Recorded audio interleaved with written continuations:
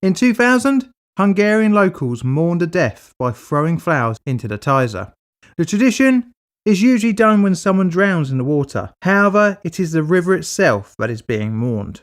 The poisoning of the waters would be known as one of the worst environmental disasters in Europe, second only to Chernobyl.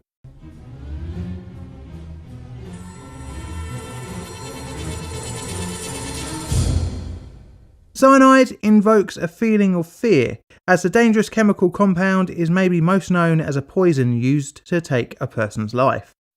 However, it has many other uses, especially in industrial settings, and today's subject is about one of these uses, and that is the mining of gold. Today we're looking at the Baia Mare cyanide spill, and it's as nightmarish as you imagine.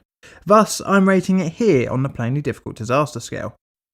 Baia Mare is a small city in Mare county, which lies in Romania's northwestern border with Ukraine and Hungary.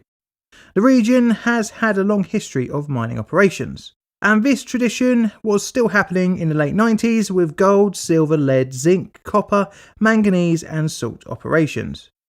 Towards the late 90s, a company named Ural SA had been finishing up acquiring all the licenses needed to operate. This 7-year process completed in 1999, and that meant that the part Australian Esmeralda Exploration Limited, part Romanian government-owned plant in Baia Mare could start operations.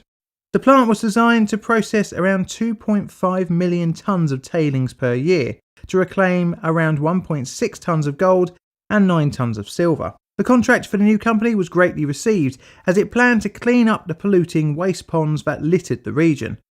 3 large ponds were immediately near Baia Mare. On top of that, around 200 new jobs would be created, much needed in an area with high unemployment. Part of the cleanup was to reprocess waste extract from previous precious metals mining, and then store it in a new safer pond.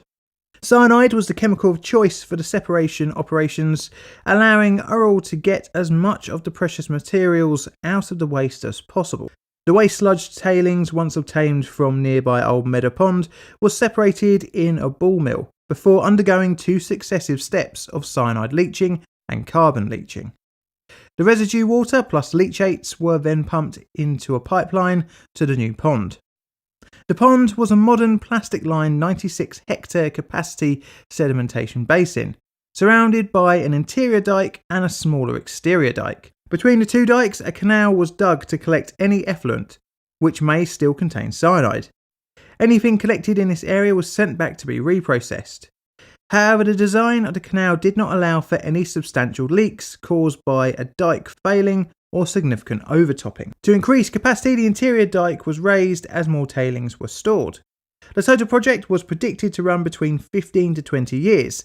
However, Ural hoped to lengthen this with more local contracts for reprocessing other wastes. During January 2000, around 70 centimetres of snow fell on Baia Mare. Very nice for that part of the year, however, this raised the water level at the Ural pond, rising it by around 36 litres per metre squared. The operator didn't do any type of preventative work to remove the extra liquid.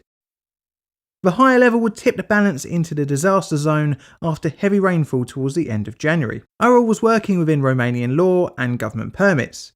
The plant and ponds were categorised as regular risk and did not require any emergency planning or monitoring to detect dangerous situations. At 10 p.m. on the 30th of January 2000, a piece of dike 25 metres long by 2.5 metres wide broke away from the interior dike. The flowing materials topped over the canal between the 2 dikes and broke past the exterior structure, releasing into the Tisza River.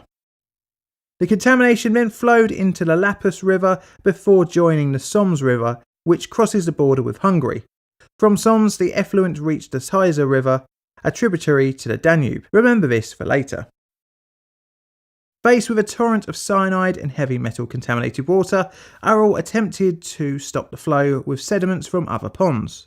At 11 p.m, Ural stopped the operations of its plant and informed the local and national government of Romania. The attempt was somewhat successful by 1:30 a.m. on the 31st of January.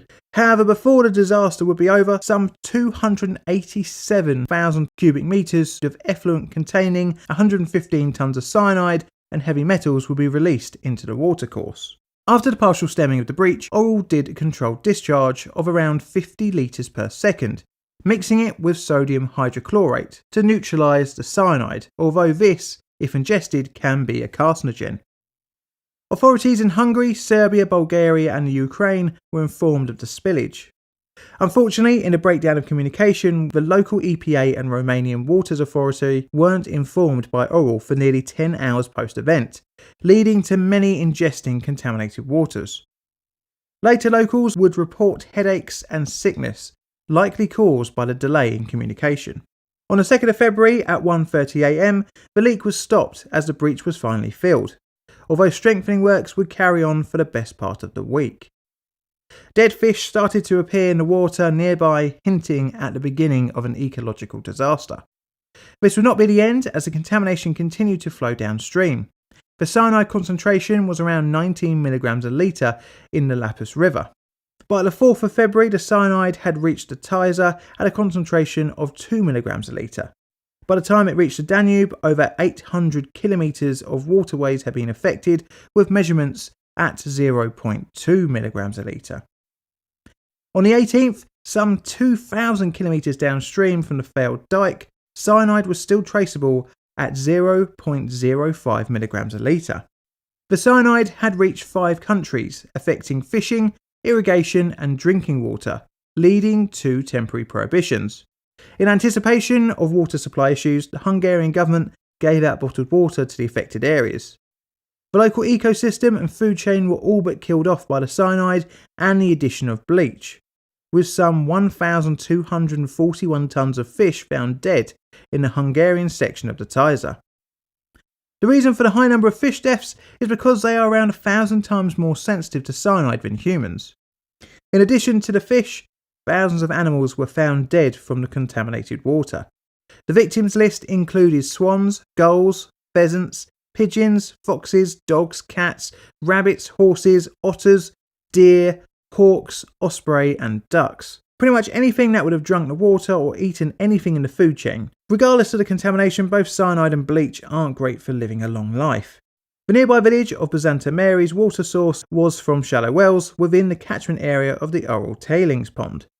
On the 10th of February, the village's well had over 80 times the safe limit for cyanide. On the 26th of February, cyanide levels fell, but concentrations of cadmium, copper, manganese and iron were higher than admissible in Romanian law.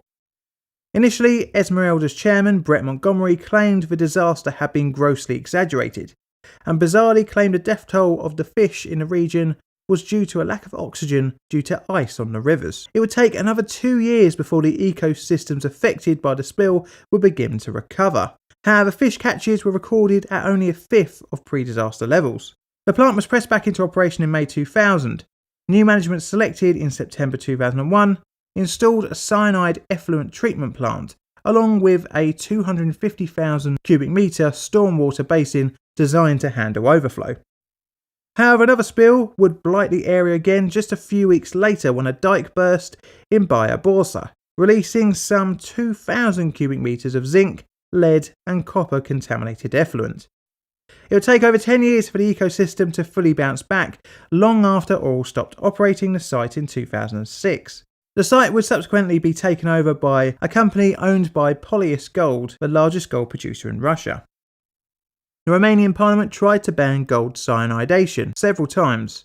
However, this has yet to win, and the use of the chemical still happens today. The disaster has been described as Europe's second Chernobyl in terms of environmental effects, with drinking water of over 2.5 million people contaminated.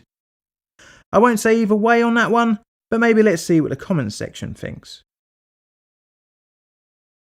I hope you enjoyed the video. If you'd like to support the channel financially, you can on Patreon from $1 per creation, and that gets you early access to videos and access to votes. I have a YouTube membership as well from 99 pence per month, and that gets you early access to videos. Check me out on Twitter, and also if you like to wear my merch, you can purchase it at my Teespring store. And all that's left to say is thank you for watching.